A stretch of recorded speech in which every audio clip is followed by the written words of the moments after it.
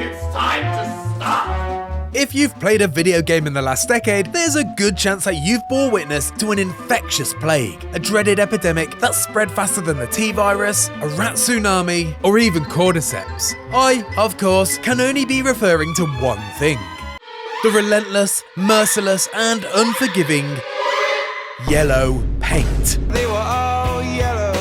And I'm not the only one who's noticed either. The internet has lit up in response to bucket loads of canary being splashed all over our favourite game worlds. And no mantle point, ladder, or breakable object is safe. But how has this trend happened? And, more importantly, what can we do to stop it?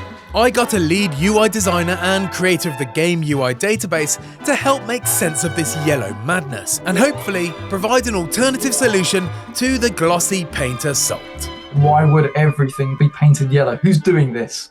Let's go solve this mystery.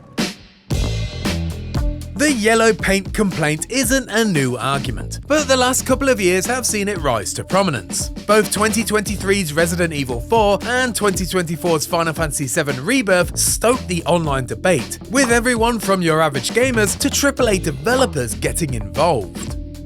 The trope of using lashings of yellow paint to guide players along their journey had been well and truly highlighted then, and I wrongly assumed that we'd likely seen the end of it. That was until I began playing A Quiet Place: The Road Ahead. What started out as a surprisingly decent adaptation of the popular movie series with an interesting take on Alien Isolation's hunter gameplay system was quickly tainted when I began to notice ungodly amounts of the yellow stuff in every interactable area you could imagine. Mantle surfaces, markings for where planks of wood had to be dropped, and even a placement area for a crate of beer, seriously, were all covered in the stuff. I went from moderately enjoying my time with the game to once again obsessing about a developer's UI decisions. What is wrong with me? Side note here, you can actually disable the paint in the options, but by default the game is covered in yellow gunk, so it feels fair game. I really hoped that A Quiet Place would be the fluorescent finale for the trope, and then, well, Stalker 2 arrived. And although not as egregious as A Quiet Place, it too is very liberal with the amount of magical guiding yellow muck it lashes all around its world. Yellow paint then, it appears, is here to stay. Sick of this. I'm sick of all of this! But why? I needed answers from someone who knew exactly why developers turn to yellow paint time and time again. And so I got in touch with UI designer Ed Coates to find out more. It really is this sort of like Darwinistic kind of cycle where if it's successful, it will carry on being used. It's one of those cases where a lot of people are now noticing it, and because they notice it, it's annoying them.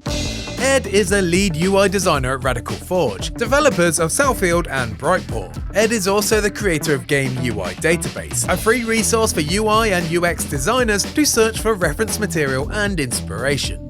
UI, UX, what does this all mean to the average gamer though? And how does that relate to yellow paint in video games? What's it all mean? What's the point?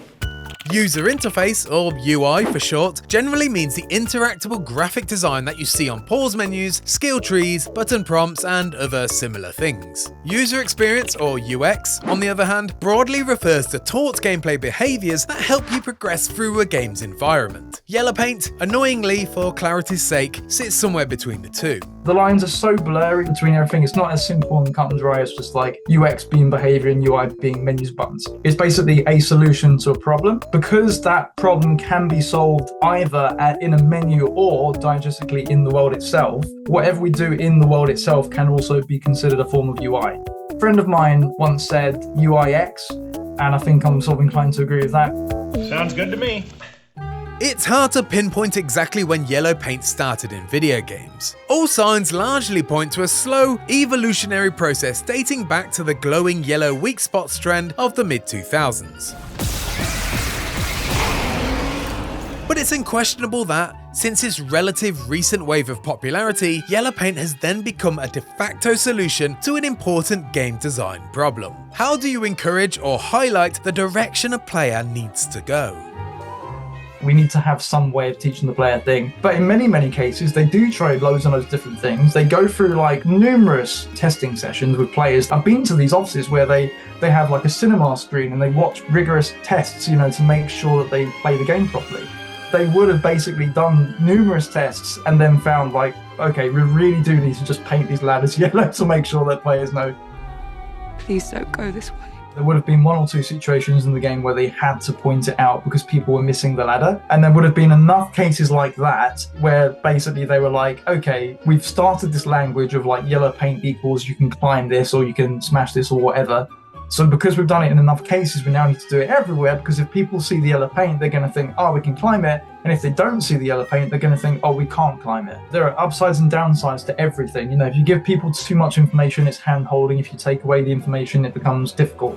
The key thing is to make sure it makes sense in the narrative. The reason why yellow paint's ridiculous is because it's like, why would everything be painted yellow? Who's doing this? And with this point, Ed arrives at the crux of my issue, a problem that can only become more exacerbating as gaming progresses further into the realms of realism.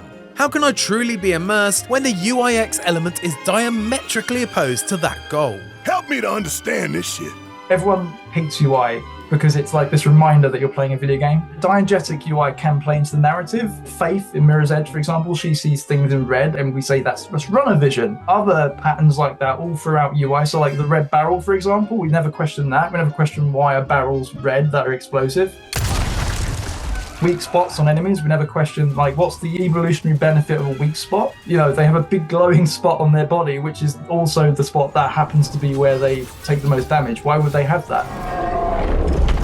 But they're there to guide the player, they're there to help the players. It's impossible to do this in a subtle way, but because you want to teach a pattern, if you add yellow paint to this one section of the game, you kind of want to do it throughout the entire game in order to make that consistent pattern, that kind of language that you're teaching the player, that yellow paint equals go here, you know, kind of thing. Come with me if you want to live.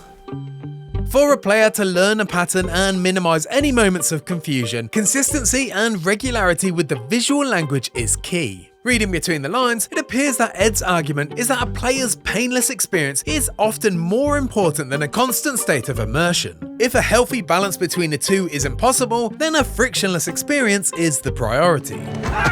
But unlike the alternative, and perhaps smarter, subtle scratches on mantle objects, or the explosive red barrels that we've been shooting at for decades, There's nothing.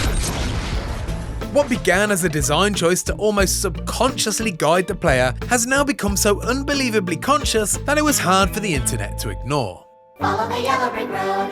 Follow the yellow brick road. Follow, follow, follow, follow, follow the yellow brick road. So, what's the solution? Now that yellow paint has become the butt of UIX design jokes, what can developers do that's different? New solutions are coming up all the time. Like God of War did the kind of tribal patterns etched into the rock. Uncharted, you know, they've managed that without yellow paint. But the thing is about those solutions, they take a hell of a lot of time to perfect because you're literally talking like a bespoke piece of scenery for every single climbable wall. One of the best ways of teaching something to the players, rather than telling them to do something, you can breadcrumb them to get them to that place. So you can basically use contrast, so you can use like a landmark in the background, for example, to draw their eye, and that will work as like a sort of beacon. The church in Breath of the Wild at the very start, you know, rather than have like a big arrow be like, go here, you didn't need that because you have this landmark that's just sitting there and the player is always going to go to that landmark. People are going to have to adapt because obviously it's annoying people now and that's not going to go away. You can't use yellow paint and then also be surprised when people go on Twitter and be like, it's back. This brings me back to A Quiet Place: The Road Ahead, and to a lesser extent Stalker 2. After Final Fantasy VII Rebirth and another intense round of mocking, I thought gaming was finally done with yellow paint. But once again, the played out, but admittedly useful trope reared its ugly yellow head. I think it definitely was a mistake to use the yellow paint because this is the thing about design patterns as well, right? The more that solution is used, the more the player knows what that solution is. But obviously that can have a downside and an upside. You know, it can make things really, really obvious, or it can basically just be like, oh, not this again. This landscape, I could swear I've seen it before. Because once you notice it and you know why it's there, it's like, it is jarring and you want to be immersed. It's still real to me, damn it! If the discourse carries on, it will just disappear. If now we know that yellow paint is basically the devil and people hate it, then the least we can do is, you know, make it blue. You never know where help is going to come from until you look for it. It appears then that the days of yellow paint guiding us down critical paths are numbered, hopefully destined to the history of gaming design tropes along with instant fail stealth missions and slowly walking while talking. But it won't be long before the new yellow paint arrives, because as games become increasingly complex and detailed, developers will always need to create new and clever methods to optimize our experience. And when something new works, patterns will be established and others will quickly follow. You gotta keep moving forward.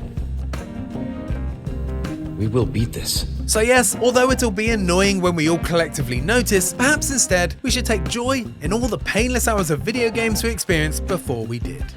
Well, my work is done here. What do you mean your work is done? You didn't do anything. Didn't I? Now, on to my next gripe. Squeezing through small gaps. Let's get rid of that. So dumb, it's brilliant. No! It's just dumb. And if you like that video and are interested in learning more about game design, why not check out Art of the Level, our series where we deep dive into the development process behind things like Cyberpunk's most terrifying mission and the important Modern Warfare level that changed Call of Duty forever. And for everything else the history of game design, be sure to stick with IGN.